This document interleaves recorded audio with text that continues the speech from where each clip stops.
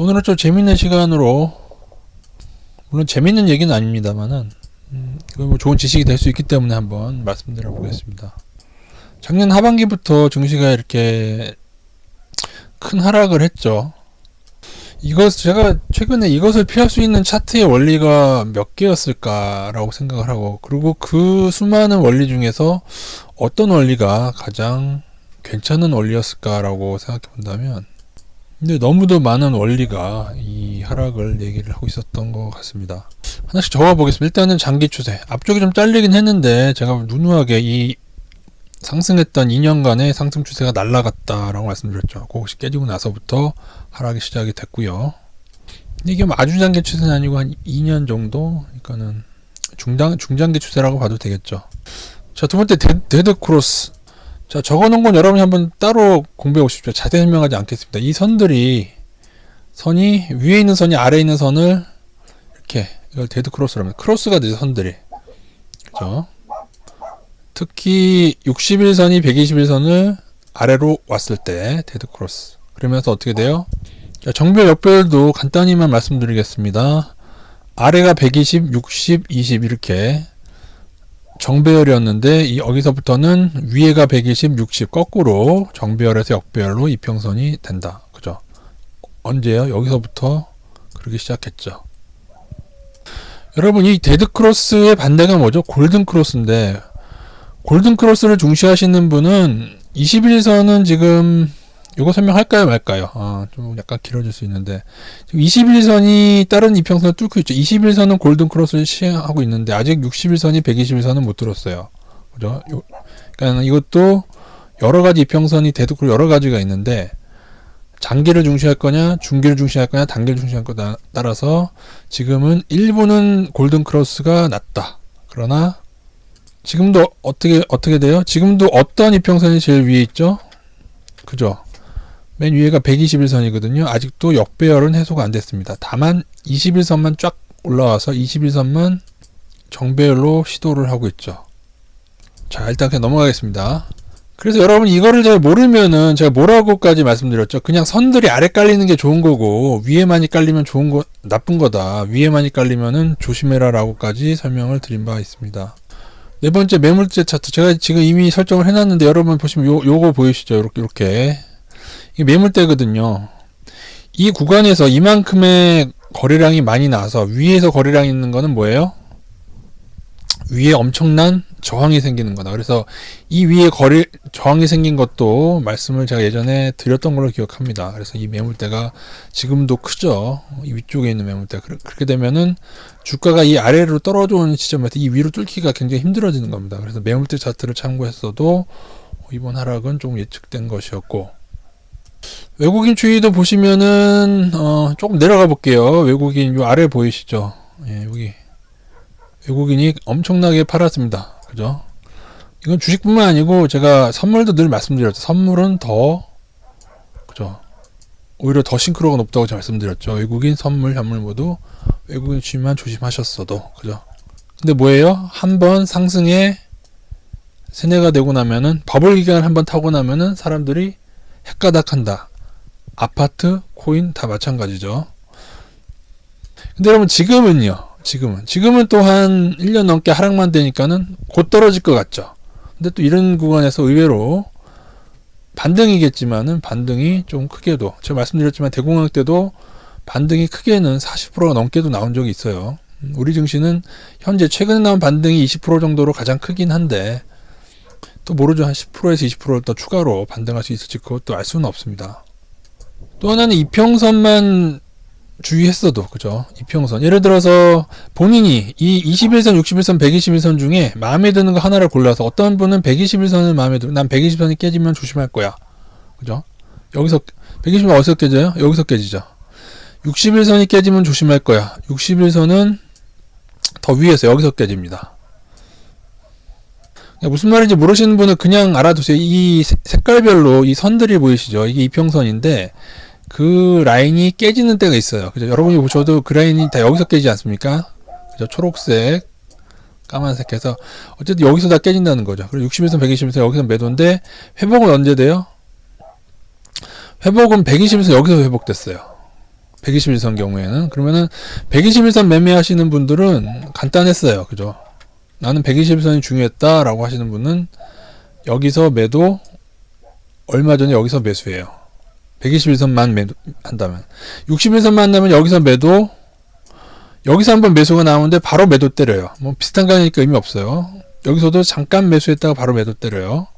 여기 잠깐 매수했다가 매도 때려요. 그러나 그럼에도 불구하고 이런 하락은 다 안 당하게 됩니다. 그렇게만 했었어도 조금 61선 하게 되면은 중간에 몇 번 잠깐 넘었을 때에 그때 뭐 분할로 했었으면은 크게 61선만 했어도 이 하락은 안 당했죠.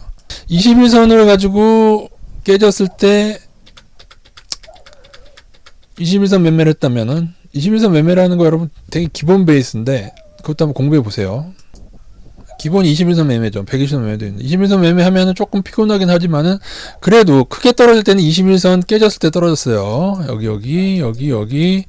여기도 다 깨졌을 때 21선 깨지고 나서 떨어졌어요. 물론 샀다 팔았다 21선 같은 건 좀 피곤하긴 했겠지만 그래도 비슷한 레벨이었을 거예요.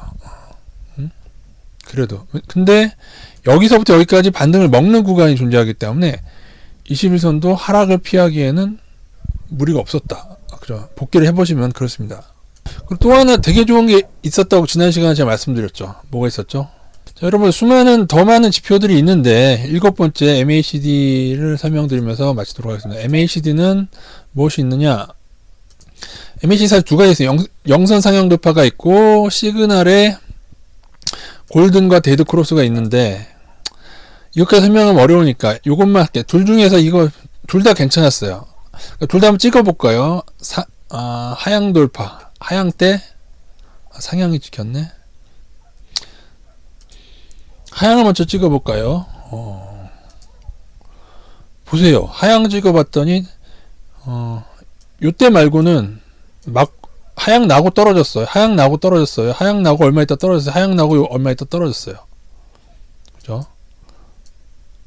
그잖아요. MACD 상향을 찍어볼게요. MACD 상향 돌파. 그죠?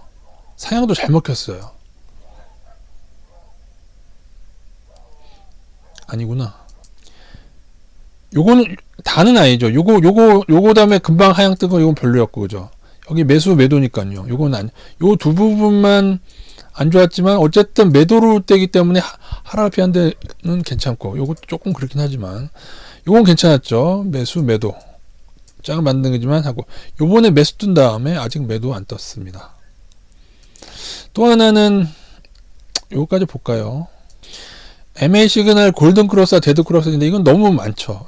좀 너무 많아요. 그러니까 오히려 상향 돌파가 낫다. 그래서 7가지를 고려했을 때 지금 제 얘기를 왜 할까요, 여러분? 그러면 7가지를 한번 지금은 어떤 위치냐 한번 보자는 거죠. 아까 1번이 뭐였죠? 장기 추세가 날아간 거. 근데 장기 추세가 상승만 있는 게 아니라 이젠 하락 추세죠. 하락 추세를 벗어났다. 그죠? 이해되세요? 하락 추세 여러분 요번에 처음 중기적인 1년 이상의 하락 추세 요번에 처음 벗어났어요. 그죠? 1번이 아까 1번이 좋아졌어요. 이번에 데드 크로스는 다는 시행이 안 됐고 21선만 돌파를 했어요. 그러니까 이건 부분적으로만 조금 좋아진 거예요. 그건 별로 안 좋아지고 역별 정비라도 방금 아까 말씀드렸듯 21선만 하고 아직 61선과 121선 정비열이 크게 되지 않았어요. 그러니까 여기서 한번 그래도 매겨볼까? 1번은 뭐예요? 1번은 좋아졌고 2, 3번은 세모였고 그죠? 아직은 세모예요. 그죠? 4번이 아까 뭐였죠? 기억나는데 4번이 매물대였죠. 매물대는 위에 많잖아요. 매물이. 지금 여기서 반등하는데 매물이 적어요. 그죠? 여기는 더 적어요. 그래서 반등하게 된다면 여기까지 반등하는데 매물대적으로는 2600까지도 일단 2500대 한 번 더 찍는 거는 무리가 없어요. 왜냐하면 여기에 저항이 적기 때문에 이게 긴 게 여기 보이면 이 그래프 이 무슨 색깔이면 살색 이 그래프가 매물대입니다. 매물대는 양호하다. 그죠? 양호하다. 그 다음에 뭐였죠? 외국인 동향은 뭐 딱히 좋지 않습니다. 예전에도 이만큼 들어왔다가 나가서 더 떨어진 적이 있는데 그래도 최근에 조금 외국인은 들어와 줬다. 이것도 세모 정도가 되겠네요. 그죠? 세모. 그죠? 외국인 최근에는 좀 괜찮은 다시 꺾이지 않나. 근데 여러분 주식은 세모인데 선물은 어때요 최근에? 그러니까 여러분 오늘 선물 누적 얼마인지 아시는 분 계세요? 모르잖아요, 그죠? 모르실 거예요, 그죠? 오늘 얼마예요? 여기 보면 나오잖아요, 누적 2조 원 다시 넘었어요, 상방으로. 미니 선물까지 합치면은 2조 한 3, 4천억 상방이에요. 2조 원 상방 넘은 게 올해 들어서 별로 없었죠. 그래서 그러니까 이것도 동그라미라고 할 수는 없는데 제가 볼 때는 세모 중에서 약간은 왜 이 선물이 더 좋아지면 조금 더 긍정적으로 될 수가 있습니다.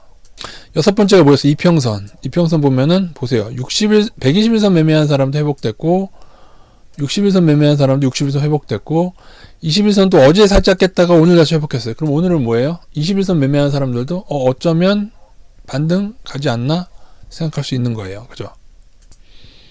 7번 MACD 볼까요? 아까 근데 보여드렸죠. MACD는 상향이 뜬 후에 아직 하향 신호가 안 나왔어요. 그래서 전반적인 차트 여건은 차트 지식대로라면은 당연히 여기보다 여러분이 보셔도 이때보다 난데 이때는 수많은 데드 크로스가 있고 여기는 일부라도 골든 크로스가 있고 골든이 잠깐 나왔다가 위에 있는 것들을 뚫지 못하고 역배열 유지한테 떨어지는 것을 생각은 해야 되고 또 하나는 자, 좀 고급으로 넘어가겠습니다. 61선과 120선의 이기격이 아직도 좀 있죠. 그것을 계속 줄이지 못하면은 조금 더 못 오르고 횡보하다가 이렇게 가는 경우도 있어요. 좀 늘어지면서. 그러나 일부는 여기서 21선과 121선과 61선을 깨지 않는다면 여기서 추가로 반등을 해서 이런 식으로 이런 구간이 되겠죠. 이렇게 많이 올랐지만은 조정받는 것처럼 하다가 21선을 안 깨고 올라갑니다. 그러니까 이때도 상승이 시작됐을 때도 21선 매매를 좀 중요시 여겼다면은 이때 개인도 곧버스 폭주했지 않습니까? 폭주를 할 수가 없는 구간이에요. 제가 곧버스 폭주하지 말라고 말씀드렸던 시기죠. 이때 뭐예요? 외국인 선물도 좋았어요. 이렇게 복합적으로 하는데, 근데 이제 이런 거는 이제 언제든지 다시 나빠질 수 있죠. 급하게. 근데 이 코스피는 그래도 많이 양호해졌는데 나스닥은 이만큼 양호해지지는 않습니다. 왜냐하면 나스닥은 21선은 회복했지만 아직 61선, 121선 회복 못했기 때문에 다 달라요. 나스닥이 이번에 굉장히 감도가 낮았다고요. 근데 만약에 나스닥이 좀 지지부진한 사이에 우리 증시가 매물대도 여기도 작고 해서 일단 2500선 정도라도 더 올라서거나 아니면 여기도 크지 않으니까 한 2600선까지라도 올라가고, 자, 그림을 그려보자고. 그러니까 좋게 한번 그림을 그려보자는 겁니다. 그리고 장기 추세라는 게 또 있어요. 사실 8번째 얘기인데 요거까지 하고 말씀드리도록 하겠습니다. 이 2002년부터 장기 추세입니다. 지금 제가 중요시 여기는 추세는 여기. 근데 아직 요거는 지켜냈어요. 또 하나는 금융위기 때 저점을 맞이하는 구간은 여긴데, 그죠? 이때가 어느 때예요? 2008년도 때하고, 그 다음에 이번에 코로나 초입 때 다 폭락하던 구간이죠. 그 폭락을 이어도 이렇게 돼요. 정말 좋게 그림을 그리려라 한다면 요번에 산타랠리가 온다고 칩시다. 좋게 생각한다고 했어요. 꼭 그런다는 게 아니고 좋게 와서 지수가 2600에서 2700을 찍고, 우리는 나스닥은 좀 빌빌거리더라도 거품이 적은 우리는 좀 더 매물대도 그렇게 좀 더 튀어오른다고 칩시다. 그 다음에 나스닥이 내년에 어느 순간에 꼬라박아요. 나스닥은 별로 못 오르고 한 12,000선에서 꼬라박아서 6,000대까지 꼬라박는다고 쳐요. 근데 우리 증시는 그때 폭락이 나오다, 언제 나올지 모릅니다. 나온다고 해도 여기 맞고 추세상, 그죠? 추세를 이었잖아요. 그죠? 그러면은 우리는 1800에서 1900대에서 선방할 수도 있는 겁니다. 물론 코스닥은 개작살 날 수도 있죠. 개인들이 많아서 겁먹고. 근데 이것도 근거가 있죠. 왜냐면 닷컴 버블 때도, 어떤 중국 버블 때도 많이 오른 애들이 더 많이 떨어졌어요. 근데 그거는 국룰이에요. 물론 코스닥 같은 경우는 개인들이 워낙 많아가지고 그냥 같이 그냥 난리부르스를 치는 경우가 많았는데, 그리고 또 하나 여러분이 이 장기 추세에서 봤듯이 우리 증시가 정말 많이 못 올랐어요. 여러분이 보시면 이게 몇 년도입니까, 여러분? 이때 폭락, 이거는 폭락한 2008년도 하고 금방 2000선 부근을 회복했는데 2000선 부근에서 이렇게 오래 있었는데도 지금 10년이 넘게 있었는데도 지수는 얼마 전 2200 찍고 2400분이 안 됐다고요. 그러니까 나스닥의 10년과 우리를 비교해서는 안 되고 버블의 정도도 비교할 수가 없다. 그런 것도 다 고려사항이 되는 겁니다. 물론 나스닥 떨어질 때 같이 떨어진다고 보시면 어쩔 수 없는데, 근데 그렇다고 하기에는 저평가가 너무 많다는 거죠. 그래서 한국 증시는 상방을 가져가고, 굳이 한다면 일부 나스닥도 반등이 만약에 시작되면 같이 시작될 수 있어요, 여러분. 나스닥도 꽤 크게 나올 수 있다는 말이에요. 응? 대공황 때도 마이너스 98%로 가는 중에도 중간에 40% 넘게 반등했던 적이 있다고요. 이번 나스닥 40% 반등 아직 나왔나요? 아직 안 나왔잖아요. 그러니까 모르는 거예요. 물론 저는 그만큼 크게 나오기는 힘들다고 보는데, 근데 또 20-30%는 나올 수 있는 거 아니겠습니까, 여러분? 물론 지금 한 10% 정도 나왔나요, 나스닥은 최근에? 그래서 우리 증시가 충분히 저평가라면은 나스닥이 급락해서 같이 급락을 하더라도 일부는 견디면서 일부는 나스닥으로 리스크 해지, 위험 회피를 하면서 가는 거죠. 그죠? 하락하면 계속 하락할 것 같고, 오를 때는 끝없이 오를 것 같아서, 그죠? 그렇지 않습니까, 여러분? 여기서는 개인도 곧버스 치고, 여기서는 레버리지 쳐가지고 이 모양이 됐는데. 근데 이후에 이제 반등이 나오면 또 상방 치다가, 또 상방에 또 막 달려들다가 또 내년 언젠가 또 나스닥과 함께 골로 가는 시나리오가 있을 수 있다는 거죠. 뭐 그거는 그렇게 막 뭐 제가 뭐 무당이 아닌 이상 그걸 다 맞출 수는 없지만 시나리오 중에 하나로 그려볼 수 있다는 겁니다, 여러분. 이걸 반드시 기억해서 나스닥은 지금 많이 떨어져서도 투자하기에도 버거운 구간이고 우리 증시는 너무 저평가가 많고, 물론 이제 고려사항은 작년 재작년 비대면으로 실적이 좋아진 업종이 있어요. 근데 그 업종을 제외를 시키더라도 그냥 꾸준히 계속 좋은 애들 중에서도 저평가가 엄청나게 많이 나오고 있기 때문에, 그러니까 이건 여러분이 선택하는 겁니다. 아까 전에 차트도 다 다르죠. 그 7가지에 대해서 매수 매도를 잡는다고 해도 다 다른데, 그래도 아까 공통점이 뭐였어요? 이 즈음에서 모든 차트 원리가 하방으로 폭탄 투하가 됐었다. 그래서 제가 그때 많이 경고드렸던 시기이기도 합니다. 근데 먹혀요? 안 먹히잖아요. 그죠? 이것 때문에. 그래서 여유자금으로 하시고 나는 하락을 견디겠다 하신 분은 저평가를 계속 투자하면서 가십시오. 뭐 우리 증시가 1800, 아니면은 뭐 2020년처럼 1400을 찍든, 아니면 2008년처럼 뭐 설사 1000선, 전 그렇게까지 가기는 힘들다고 보는데, 폭락이 와도. 그렇다고 한들 근데 정말 좋은 종목은 그것을 이기고 오르게 됩니다. 물론 근데 그것도 본인의 선택입니다. 난 나스닥이 너무 위험하다. 그래서 우리 증시도 언젠가 더 저점이 될 걸로 보고 주식시장을 좀 떠나 있겠다 하시는 것도 좋긴 좋은데, 근데 여러분 버핏이나 어떠한 그러한 고수들도 주식시장을 줄일 때가 있어요. 근데 그들이, 여러분 버핏이 전량 매도하고 나가는 거 여러분 보신 적 있나요? 그러니까 제가 말씀드리는 거는 뭔가에 너무 쏠림 현상을 제가 경고드리는 거예요. 전량 매도하거나 뭐 곧버스에 막 올인하거나, 개인들이 곧버스에 폭주하면 반등 나올 거예요. 이거는 거의 국룰이었잖아요, 지금까지. 그죠? 제가 2020년도 21년도 아무리 떠들어도 여러분 안 믿으셨죠? 개인들이 폭주하면 어떻게 된다? 나중에 결과가 어떻게 된다? 안 믿으셨잖아요. 근데 늘 이런 식의 반복이었고, 그리고 2020년도에 개인 매수가 성공한 게 아니라 그 중에 하반기 때는 곧버스가 너무 많이 들어간 반에 개인은 그 매수에서도 성공하지 못했고, 기관은 선물에 개발렸고, 결국만 외국인만 승리한 시장에서 여전히 그러한 장인데도 우리는 외국인에 별로 주목하지 않는다. 그게 현실입니다. 그리고 이상한 9시 뉴스나 쳐다보고 있으면 답이 나옵니까? 절대로 답이 나오지 않아요. 일단은 요거라도 깨지기 전까지는 조금 더 반등 마인드 유지하겠고요. 조금 더 눌려도 상관없습니다. 눌린 다음에 조금 모아서 오는 거 상관없으니까 61선, 121선이 깨지기 전까지는 조금 반등 마인드를 가지고, 그러니까 그 전까지는 곧버스 올인하거나 그런 일 하면 절대로 안 된다는 거예요, 여러분. 차트적으로 위치가. 그렇게 참고하시면 되겠습니다. 아주 20분 긴 강의였지만은 정말 많은 차트 지식이 들어가 있었고, 제가 한번 그냥 생각이 나서 한번 얘기해 봤습니다.